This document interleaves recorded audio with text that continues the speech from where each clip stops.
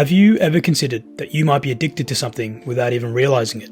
In today's society, we are exposed to overstimulation at a young age.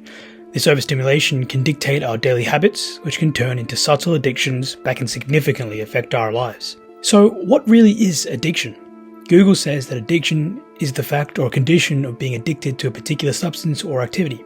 But you see, this definition doesn't even scrape the surface of the iceberg of addictions and what it really means to be addicted. In our society, when we hear addiction, we think drugs, video games, or even alcohol. However, you'd be surprised how your brain is addicted to so many things that you aren't even aware of, because there isn't a stigma that surrounds those habits. In our fast-paced world, it's easy to overlook the subtle addictions that have woven themselves into the fabric of our daily lives. Think about your morning routine, for instance. When you wake up, what's the first thing you reach for? For many of us, it's the steaming cup of coffee. It seems harmless, right? After all, it's just a morning pick-me-up. But have you stopped to wonder why you need that jolt of caffeine to start your day? This is a prime example of an addiction that often flies under the radar. Your body has accustomed to this daily ritual, and without it, you might find yourself in a less than ideal mood. It's a subtle craving that we rarely give a second thought, but it's there, quietly influencing our actions.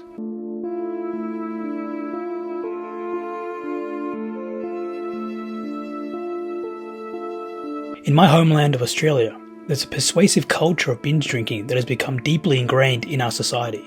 It's almost seen as a rite of passage, an unwritten expectation that once you turn 18, you should be indulging in alcohol at every social event. It's a norm that often leads many Australians down a path of excessive drinking. I've personally witnessed countless individuals who eagerly anticipate the weekend to get recklessly drunk at clubs or at parties. You can see the excitement on their faces when they think about the next drinking session. It's both intriguing and to some extent alarming. One question that never gets asked is, why do we drink so excessively? Does it genuinely make us feel good? Do we believe it makes us more sociable, more fun to be around? Why does it make us feel good? Is it because alcohol in copious amounts numbs the profound pains and struggles of our lives? Do we truly need it? Or has it become a crutch, a dependency we lean on to navigate social gatherings and escape the hardships that plague our daily existence? These questions weigh heavy, and it's concerning that many of us need alcohol as a shield to dull the pain within. I've contemplated these issues with friends and discovered that a significant portion of those who indulge excessively often find themselves trapped in grueling, dissatisfying trade jobs such as electricians or carpenters. They loathe their daily routines and seek solace in alcohol to cope with the monotony and frustration. For others, it's a way to battle anxiety. When you're constantly anxious, every day can feel like an uphill battle. Alcohol for them becomes a means to calm those racing thoughts and escape the relentless grip of anxiety. The example I've shared isn't limited to binge drinking alone. It extends to numerous other normalized habits in society, whether consciously or subconsciously. We often make these choices to find comfort and happiness in our lives. What about having to watch YouTube while you eat? Yes, I know the majority of you do it. Hell, even I do. Do you really need that quick fix of dopamine while you eat? Of course not, but it brings you comfort. Your dopamine sensors firing from the food and the entertainment, and they send you into a different place where you are happy and the looming gloom of life is nowhere to be seen. Even how often you pick up your phone to scroll on TikTok or Instagram when you are bored or don't want to be involved in a conversation explicitly shows you how you seek that quick fix of dopamine so you aren't bored. The actions I have listed above are some of the faults that I have found in myself. However, if you think deeply about your own actions, you too can find very disturbing addictive habits which will ultimately help you understand yourself. You may think that these addictions don't actually matter. It's a part of everyday life and it's causing no harm, right? However, I beg to differ. These addictions, no matter how significantly they affect your life, will teach you a lot about your own being. Finding and acknowledging these addictions is very important as it shows what binds you mentally as a person. You will very quickly find that you are not in control of your body. Your mind controls you. You are essentially a slave in your mind and you don't even know it. You are a machine that is in constant need of a quick fix. Think about it. Those cravings of fast food, the scrolling through TikTok when you aren't completely interested in a conversation that your friends might be having, binge drinking to numb the pain of your life.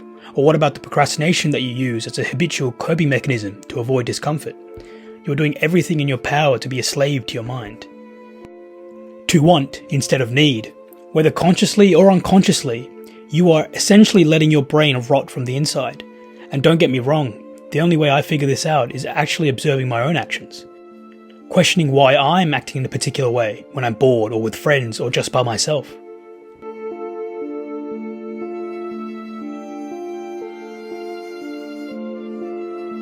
So why does your brain work this way? Well, we can make some assumptions about how these traits would have assisted our ancestors' survival. Your brain is retroactively trying to ensure that you have the best odds of survival at all times. This is because life for our ancestors was hard. They'd go through weeks, if not months, without food. So energy preservation was of utmost importance.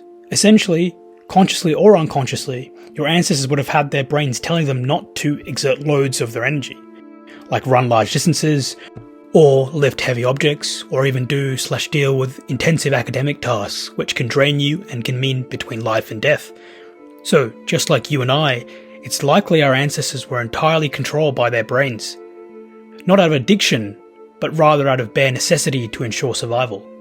Ultimately, big tech and big food companies know and spend billions on research towards human psychology, and therefore know a lot about you, and in particular about how to abuse your brain's hardwired mechanics for their advantage. Still not convinced that you might have some hidden addictions? Here's a little experiment for you. Take a moment and delete your go-to app, the one you turn to when boredom strikes, whether it's TikTok, Instagram, or any other social media platform. After finishing this video, go about your day as usual, and observe how many times your brain instinctively tries to tap on the spot where that app used to be. It's rather a unnerving revelation when you realize that your brain precisely knew where that app was, how to access it, almost as if it craves that dopamine hit. Your brain has quietly assumed control, prioritizing that instant fix above all else. This behavior is not so different from what we see in actual drug addicts, like those hooked on heroin, who will go through great lengths to score their next high. Their minds become assumed by the relentless pursuit of their next hit. In the case of social media or procrastination, the negative consequences may not be glaringly obvious as those tied to drug addiction. Yet, these habits can have similarly powerful grip on our lives. The absence of a significant societal stigma around the excessive social media use or procrastination often allows these negative behaviors to fly under the radar. Your brain tricks you into believing that seeking comfort and pleasure is better than facing the discomfort and potential pain of addressing responsibilities. Consider procrastinators, for instance. They know that they have tasks to complete, but as the days turn into weeks or even months, they repeat the mantra, "I'll do it tomorrow." Over time, their brains have effectively deceived them into thinking it's perfectly acceptable to continuously push aside important work because it's uncomfortable and unpleasurable. It's essential to recognize that these hidden addictions, whether they involve digital distractions or procrastination, have significant impact on our lives. They may not come with the same immediate consequences as drug addiction, but they can erode our productivity, well-being, and sense of control. In our fast-paced world, it's easy to overlook the subtle addictions that creep into our lives. From that morning coffee that seems harmless to the countless hours spent scrolling through social media. Our brains have found a way of steering us towards instant gratification. But here's the truth. These seemingly innocent habits can quietly erode the essence of who we are. By recognizing and addressing these hidden addictions, you're not just breaking free from the chains that bind you to your impulses. You're embarking on a journey of self-discovery and empowerment.